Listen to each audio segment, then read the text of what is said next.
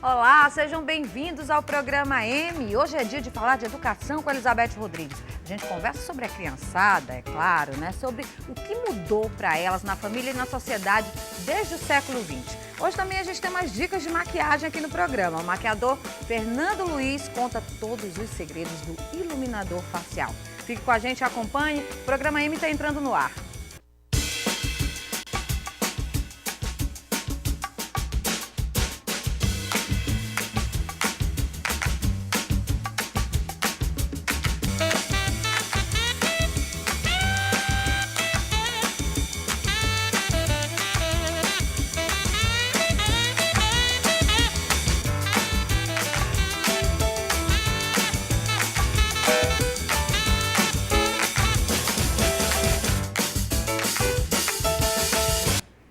Boa tarde, eu sou Paula Veloso e o nosso programa M já está no ar. A gente sabe que não é tarefa das mais fáceis criar filhos nesses tempos modernos, cercados de alta tecnologia e profundas mudanças de comportamento. Os pais se queixam o tempo inteiro das pressões que envolvem criar e educar um outro ser humano. Mas e as crianças? O que mudou para elas com a chegada do século XXI? Elizabeth Rodrigues fala sobre esse assunto hoje pra gente. Boa tarde, Elizabeth. Boa tarde, Paula. Boa tarde a você que está conosco todas as quartas-feiras. Pois é, quando a gente vê crianças em qualquer lugar do mundo pedindo coisas para os pais e ao redor da família, a gente vê e diz, a criança é tudo igual, só muda o endereço. E a gente fica pensando, pode ser que sim, mas o espaço, a cultura também exerce influência e o tempo fez diferença sim do século XX para o século XXI. Se observa que cada vez mais a criança tem voz e vez. Então, ainda no final do século XX, quando, ou até a década de 80, quando uma criança pleiteava oficialmente que a quadra de futebol do seu bairro que foi desativada, fosse reativada, ninguém ouvia, ninguém escutava. Hoje existe um movimento muito mais, um fluxo muito maior para que as informações fluam. Então, uma criança tem várias e diferentes formas de se fazer escutar. E ela é ouvida, e já se sabe de criança que pediu para a quadra de futebol do bairro ser reaberta e foi reaberta. Porque ela enviou carta, ela fez uma pesquisa na internet, envolveu uma rede. Então, a criança hoje, ela até se emancipa, se torna mais autônoma, independente, por causa da facilidade, da visibilidade que a comunicação assumiu neste século. Então, hoje a criança é mais ouvida. No entanto, ela continua pedindo mais. Pois é, vamos para o no entanto. Vamos para o no entanto. Isso ficou mais difícil? É uma vantagem de ser criança hoje. É fácil falar e ser ouvida.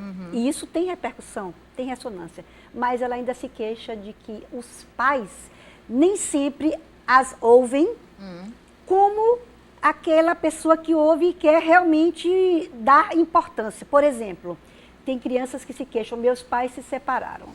E muita gente decidiu o que era importante para mim. Ninguém me perguntou uma só vez o que eu desejava. Aquilo dizia respeito a mim, aquilo me interessava, isso são pesquisas da Unesco que eu estou citando, e eu não fui chamado, disseram onde é que eu ia morar, disseram como é que eu ia fazer, que horas que eu ia visitar quem, e que fim de semana eu ficava, e que hora de festa eu ia, e ninguém me perguntou uma única vez o que eu realmente desejava. Quer dizer, então, as crianças pedem esse escutar. Esse escutar no Brasil está legalizado a partir de 12 anos. Então, a partir de 12 anos, a criança pode, inclusive, escolher com quem quer ficar, inicialmente com a própria aquiescência dos pais, mas o juiz pode suprir em determinadas condições. Então, já existe aquela coisa. Mas os pais, realmente, de um grupo de crianças, tem um grupo de crianças que fala, meus pais me ouvem, mas os pais do meu vizinho, eles, até o sorvete que o menino vai tomar, o pai quer escolher o sabor. Ele fala, não pode ser assim. Tratar as crianças que crescem e que estão se formando para quê? Para princípios políticos de cidadão, para princípios éticos de valores, para princípios estéticos de apreciar, julgar e dizer esta obra está boa, esta obra declara o que a gente está precisando reclamar da sociedade. Enfim, nós estamos criando crianças para ter um espírito crítico, ético, político e estético, e os pais têm que, às vezes, se controlar para um grupo de pais, para que eles deem a oportunidade da criança desabrochar. E outro grupo de pais, e aí é o mais difícil, tem que ser orientados quanto a isso, porque eles realmente desconhecem. Agora, você falou em relação a grupo de pais. Existe também, Elizabeth, e agora eu vou falar mesmo numa coisa, num senso bem mais comum, existe também aquele grupo de pais que acha que você dá muita voz para a criança, ou ela se expressar demais, ou ela ter esse sentido crítico, não sei o quê, é meio que ficar adulto antes da hora, né? E ainda quer criar a criança naquela história de menina, tudo lá fora. Entendi. Conversa de adulto, ninguém escuta. Entendi. O que você pensa a respeito disso? Eu penso que isso é um estereótipo. Porque eu vou dar bem claro um exemplo do que é menino crescer antes da hora. Pai e mãe se separam. Tem 3 filhos. Um é mais velho e o pai e a mãe. Por que estão ausentes? Por que precisam trabalhar? Por que não moram juntos? Entregam para esta criança a responsabilidade sobre os irmãos mais novos. Uma criança que precisa brincar, que precisa criar, que precisa imaginar, que precisa ser acarinhada, que precisa viver a sua infância, acaba se tornando tutora dos seus irmãos. Isto sim, para o pai que reclama que pôr o filho para conversar, discutir, é trazê-lo para uma idade, não, é esclarecê-lo, é iluminá-lo para que ele não seja pego por um pedófilo ou por um bandido, enfim, que ele conheça como se defender. Agora, ao revés, e isso é uma das coisas das quais as crianças se queixam, deixar os filhos cada vez mais sozinhos, essa é a desvantagem em relação ao século XX. Pois é. Os filhos solitários e ainda por cima, de uma forma mais grave, o mais velho tomando conta dos mais novos. Pois é, isso aí já exige uma responsabilidade que a criança não tem que ter, não deveria ter, né? A gente vai para o intervalo comercial rapidinho e a gente volta que a gente vai falar mais dessas desvantagens aí do século XXI. Não sai daí não.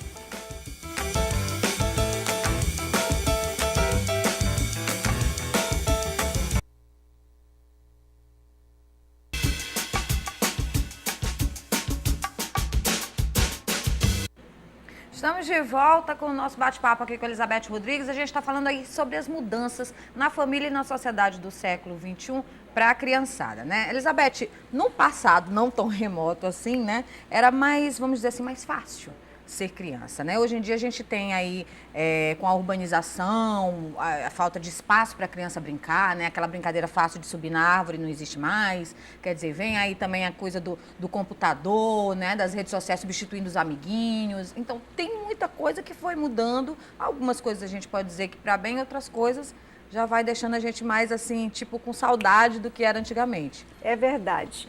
Só uma coisa nunca sai de moda, é pai. Pai e mãe para filho não sai de moda nunca, porque eles precisam.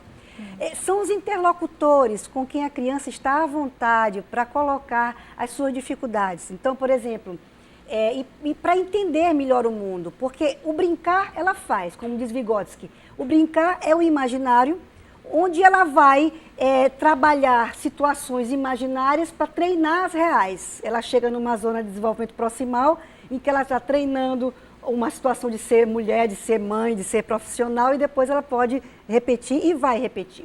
Mas, por exemplo, outro dia uma criança chegou para o pai e disse: pai, qual era o teu brinquedo predileto quando tu eras criança? Ele disse: era a minha bicicleta vermelha, meu filho. Pai, vermelha, no teu tempo tudo não era em preto e branco, não? Oh, gente. Então, quer dizer, essa criança vê muita TV. Alguém disse para ela que a TV era preto e branco, ela confundindo o virtual com o real. Quer dizer, a conversa que o pai tem que ter com o filho para falar da vida é a conversa onde o filho vai afirmar a sua própria identidade na medida em que ele conhece a história do pai. Porque a história do pai é a sua história. É a história de sua família, mas o máximo que ele conversa é com as babás ou através da televisão, as babás mudas e a televisão falando. Então, aliás, nós estávamos conversando aqui no intervalo sobre a questão da infância, o que pode, o que não pode. E eu queria só lembrar que para a Unesco e para o ECA, o Estatuto da Criança e do Adolescente, criança é todo aquele que tem até 12 anos incompletos. Então, é importante a gente posicionar isso, porque eu vejo as crianças na descoberta da afetividade, da sexualidade, do corpo e de todos esses princípios que a gente observa que acontecem, hoje com 4 anos elas chegam na escola e dizem, como chegou meu sobrinho neto outro dia e disse, mãe, eu estou namorando. Ele disse, como é o nome? 4 anos. É Bárbara o nome dela. Ah, Bárbara, conheço, que moça boa. Mas meu filho, me explique, por que que você escolheu Bárbara? Ele disse, mãe, é porque ela é feliz e fala baixo. Ó, eu creio que Pedro, do alto de sua sabedoria, definiu o que todo homem espera de uma mulher. Porque os homens se queixam que as mulheres reclamam de tudo em casa, que não deu certo, que a empregada não está bom, que as coisas não estão boas, que precisa reformar isso, que o ar-condicionado pifou, É o dia inteiro quando eles se encontram no final do trabalho e Bárbara é feliz, quer dizer, Bárbara não reclama de coisa alguma para ele. E Bárbara fala baixo. Ai, então eu creio que é o sonho de consumo dos homens, Pedro já definiu. Quer dizer, então a mãe conversa com ele sobre os valores, mas ele tem que primeiro se encontrar com ela, não é verdade? Porque senão as crianças vão para o outro lado, que é a pior parte do século XXI. É a violência aumentada. É o crack que não existia no século XX. Chegou há pouco e é uma droga rápida e barata e que acaba até com os profissionais liberais.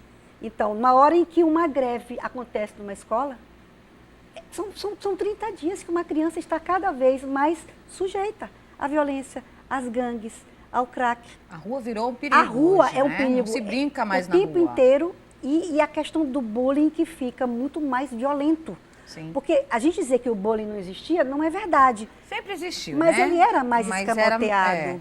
Agora, pela própria violência da sociedade e pelo próprio acesso às redes e informações, o bullying fica mais fácil de punir, porque também o acesso à informação é maior, porém mais violento. Mais fácil de espalhar também. Então, às vezes até você punir, o estrago já está feito, né? Aí seria muito importante que as escolas tivessem escola de pais, porque os pais recorrem à escola de uma forma desorientada. Eu não sei como dar limites para meu filho, eu não sei como contestar a violência, eu não sei o que dizer para meu filho para se defender do bullying, eu não sei o que dizer para meu filho para ele não praticar. Os pais, com tantos problemas que têm na dificuldade de sustentar a casa, e tão pouco tempo eles se sentem muito desorientados. Isso inclusive é por conta disso que a gente faz esse quadro aqui toda quarta-feira, para dar uma luz aí para quem está em casa, que está sempre com essas dúvidas. Mas isso também, Elizabeth, é uma das principais queixas dos pais hoje em dia, né? É reclamar da pressão existente de ter que, né, ao criar uma criança e também do excesso de informação e consumismo, e a criança sempre quer mais, sempre exige mais, e ele vai lá e acaba dando mais porque se sente culpado que está trabalhando. É verdade. Tem toda aquela coisa. Mas você falou de preto e branco ainda agora e da babá. Tem muita gente que põe a televisão como a babá eletrônica de hoje em dia, né? E isso também é um dos fatos que acaba gerando esse tipo de coisa para os pais, porque a televisão, ela despeja publicidade em cima da criança. É verdade. E ali naquela publicidade vai o brinquedo novo, vai a comida da vovó que ele não quer mais, porque ele quer o sanduíche de cheddar que passou não sei aonde. Exato. Quer dizer, isso tudo vai mudando também. Tudo. E hoje há uma esperança de que isto minimize, porque o Brasil está migrando para a escola integral. Então já há momentos de escola integral no ensino médio, já há momentos de escola integral no fundamental. Então, é possível que o Brasil consiga, na próxima década, migrar para a escola integral, porque a única forma de você tirar e dar a uma criança que não tem acesso a um contexto cultural de qualidade. O contexto cultural de qualidade é se ela for para o outro turno também na escola, porque ela pode, então, conseguir galgar melhores patamares, ser mais feliz e sair dos perigos e de tudo que a rua traz. A escola integral, assim, é uma tendência, né? Uma coisa que a gente está passando por aí. Muita gente meio que ainda tem o pezinho contra, porque acha que o ato de estudar ganhou ares mais complexos com isso. Existe muita pressão, muita exigência em cima da criança. É verdade. Tudo com bom senso.